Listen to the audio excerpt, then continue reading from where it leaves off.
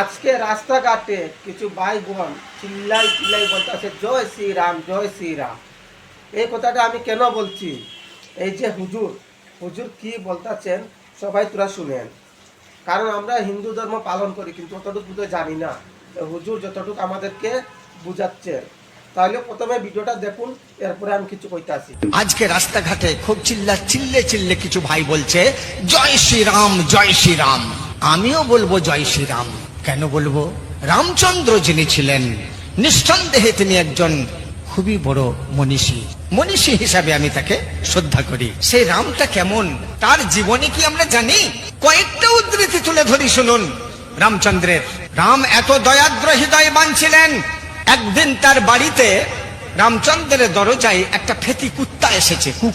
কুকুর যে ঘেউ ঘেউ করে, আমরা তো তার বলি বুঝি না, সে কি বলতে চায় আমরা বুঝি না, কিন্তু রাম বুঝতে পারতেন।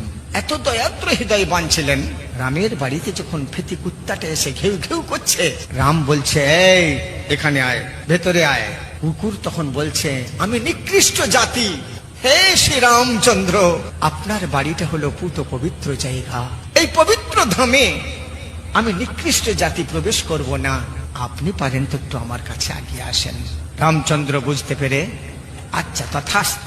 রামচন্দ্র বাইরে বেরোলেন, বসলেন, হাঁটু গেড়ে বসলেন, যাতে করে কুকুরকে কষ্ট করে এমন করে মুখটা তুলে না আমাকে দেখতে হয়। কুকুরের মাথা যতটা উঁচু, রামচন্দ্র সেই বরাবর মাথাটা নিয়ে আসলেন। কুকুরের মাথায় হাতটা বুলিয়ে দিয়ে বললেন বল তোর কি মনের বাসনা, এবার বলুন। যারা রাম নামটা মুখে নিচ্ছি তারা কতটা রামের মতো দয়াদ্র হৃদয়বান হতে পেরেছি? জয় শ্রী রাম বলবো যদি রামের মতো ওই কুকুরের মাথায় হাত বুলিয়ে তাকে জলপান করাতে পারি, তার পেট ভরাতে পারি, আমি জয় শ্রী রাম বলবো। কারণ এটা রাম করেছিলেন, আমিও করছি। আমি জয় শ্রী রাম বলবো। তার মতো তীর ধনুক নিয়ে আমি একদিন অন্তত রামলীলার দিনে, রাম জন্মের দিনে, আমি জন্মাষ্টমীর দিনে আমি তীর ধনুক নিয়ে ঘুরে বোঝাবো আমি শ্রী রামচন্দ্র ভক্ত, জয় শ্রীরাম। কিন্তু সে জায়গায় কি দেখানো হচ্ছে? তরোয়াল নিয়ে ঘুরছে কিছু এলাকায়, তরবারি নিয়ে। আই ক্যান চ্যালেঞ্জ, আমি এই কথাটা বড় বড় পুরোহিত পর্যন্ত পৌঁছাতে চাই জয় শ্রীরাম বলার ভক্তদের কাছে। রাম কি জীবনে কোনোদিন তরবারি হাতে নিয়েছিলেন? হ্যাঁ, তো ভিডিওটা তো দেখেছো। আমাদের হিন্দু ধর্মটা হইল গিয়া শান্ত শৃঙ্খলার একটা ধর্ম। আমরা কারোর ক্ষতি করতে চাই না। তাই সবাইকে বলতাছি এইটা মাথার মধ্যে রাখবেন যে আমাদেরকে হিন্দু ধর্মটা সনাতনী ধর্ম যে দিয়েছেন, তাতে আমরা বুঝতে পারি আমরা একটা শান্ত ধর্ম নিয়ে আছি।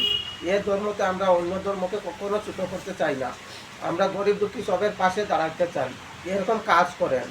এক হিন্দু মুসলিম ভাই ভাই হয়ে থাকতে চান, কি করেন? একটা মুসলিম ছেলে দেখলে হিন্দু ভাই কি হলে এই মুসলিম যাচ্ছে, এরকম না করে ওকে পিয়ার মোহাম্মদ দিয়ে আগলে রাখুন, দেখবে একে অপরকে খুবই ভালো পাইবে।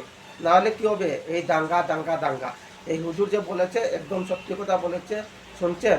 উনি রাম বলতে কোনো অসুবিধা নাই, রাম যে বলতে হয় এটার উপর একটা বিবেচনা করতে হয়। কারণ এখানে কিছু একটা আছে, ধর্মের উপরে কিছু একটা আছে, এই বিষয়টা বুঝাইছেন। তাহলে সবাই এই জিনিসটা একটু বুঝে রাখবেন। আর যত পারেন ভিডিওটা শেয়ার করে সবাইকে শোনার একটু সুযোগ সুবিধা করে দিন।